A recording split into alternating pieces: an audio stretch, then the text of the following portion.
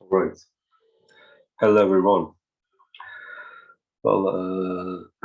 This video is being recorded for an university assignment, but of course, people who are interested will also benefit. I plan to add the slide and the article that I've written below the video.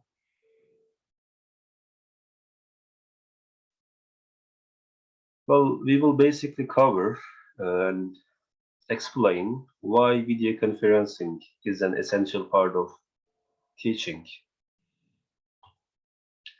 The aim will be to acknowledge the viewers, the audience, to understand the importance of video conferencing, to raise awareness of the proper usage of video conferencing tools, and to emphasize why being competent in computer-mediated tools for teachers and teacher candidates is important.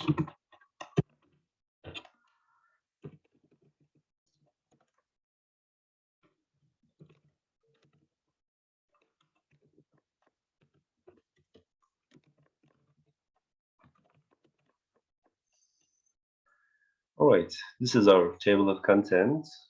In the first stage, I will mention on the importance. In the second stage, I will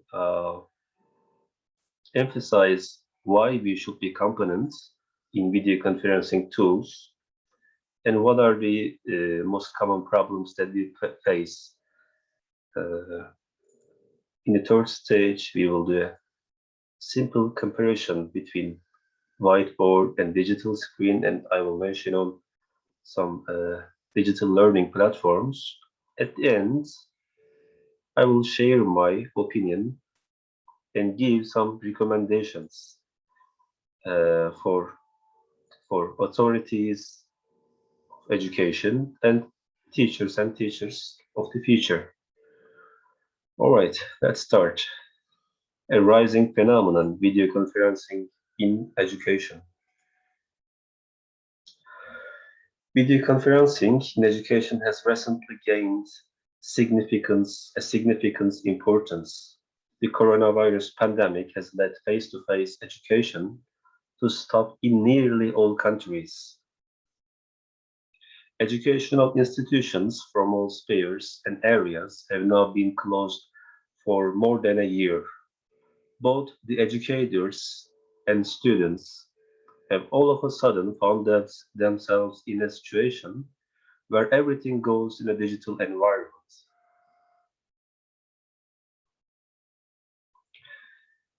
In this relatively new digital environment, the place of core components of education, such as teaching, assigning, homework, testing, and verbal communication, has now moved to a digital world. In other words, video conferencing was not the most prevalent instrument since the beginning of the pandemic that has been started to use to fill the gap of the face-to-face education. The financial value of video conferencing platforms such as Adobe, Zoom, Meets, Google Teams have peaked in the stock market due to their sudden rise of significance. However, the usage of these applications has created numerous problems in education. Problems in loading files, bufferings in the live sessions, video conferencing problems, voice connection problems have got both teachers and learners nervous. Although the existence of the related video conferencing problems in education has decreased, it will be inaccurate to utter that they are vanished or completely fixed. It appears that there's a need to increase awareness about the usage of these video conferencing tools. This is our another title, Lack of Awareness of the Proper Usage of Video Conferencing in Education. Okay. And what happens if we are not? Well, in this case, I've shared uh, a meaning of a less known vocabulary, Luddite, an explanation for people who may not know. Well, to have a full understanding of the term, the proper usage of video conferencing, it is necessary to bring a further explanation. Usage of technological devices has always been seen as a burden for people who are Luddite or just not doing well with technology. For this group of people, minor issues in computers are seen as a nightmare. Concerning their bias against technology, they tend to struggle with these minor problems for a long period of time. Moreover, when such scenario is applied to educators and the education environments, the outcomes of this issue can be devastating to the learning environment.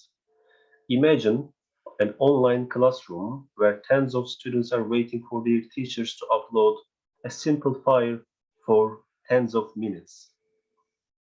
Think of the disappointed feeling of students and their loss of motivation while they're waiting for the file to be uploaded. Well, this very common scenario that is happening online sessions all around the world. Students are either passing that particular course or learning half of what they were supposed to learn or not at all.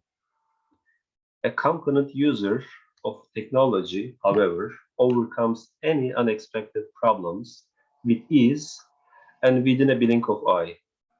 If the file is loading at a speed that is lower than normal, the competent user of technology will immediately diagnose the problem and solve it. For example, assuming that the cause of the problem is the upload speed.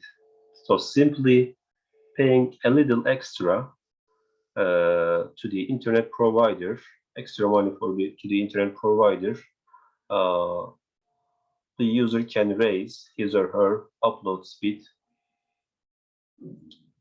and thereby solve the problem. Learning from the whiteboard or digital screen, which is more suitable in terms of pedagogy.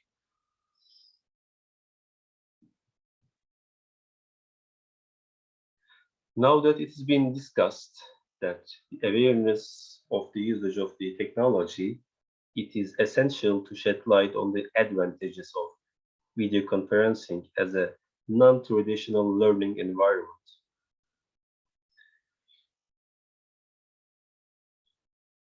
Is the traditional learning environment is a witch? Not really. The traditional learning environment provides great intimacy, educational interaction, and face-to-face activities. But living in the technology era, asking for everyone to come to school from remote places for a lesson that can be held from via video conferencing may not be the best idea. The shortcomings of video conferencing will not only supply a variety of digital activities, but also a relatively more productive learning environment. Usage of digital learning platforms such as Quizlet, Padlet, and uh, live worksheets makes it very handy and highly beneficial in terms of interactivity in the learning environment. However, in using the video conference as with other computer mediated communications, there may be a need for greater authenticity than in the standard classroom role play situations with potential tutor intervention. So when the name needs are supplied by teacher with a meticulously planned video conferencing session, pedagogical outcomes will probably be more than it is expected. Why the competency of the usage of uh, the computer-mediated tools such as video conferencing is important for teacher candidates.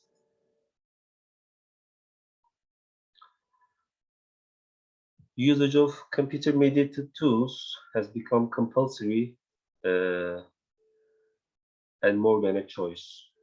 As the prevalence of online education is on the rise like never before in the history of education, teachers' competency in using such tools has become very essential.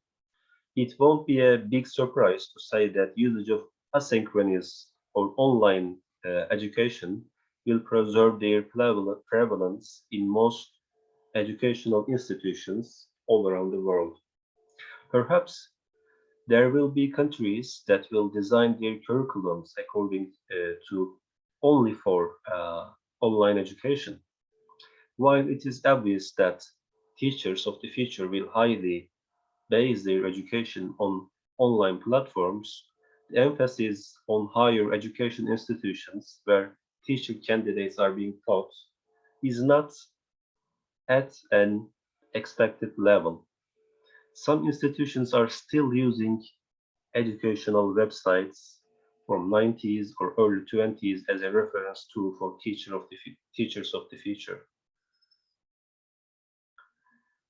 As these institutions' curriculum supplies a very small room for practical teaching or teaching practice and full of theoretical and abstract knowledge, it is candidate teachers' responsibility to educate themselves by attending webinars, following the latest trends, and watching instructional videos on how to use such platforms in their full potential. The teachers should be in highest consciousness that upcoming generations will highly be dependent on technology. Being fully competent on the usage of all educational platforms as well as video conferencing is vitally important for teacher candidates.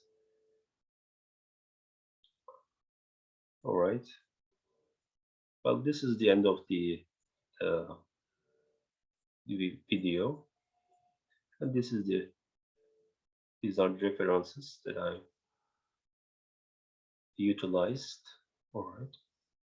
Thank you for listening. All right. Thank you. Have a nice day.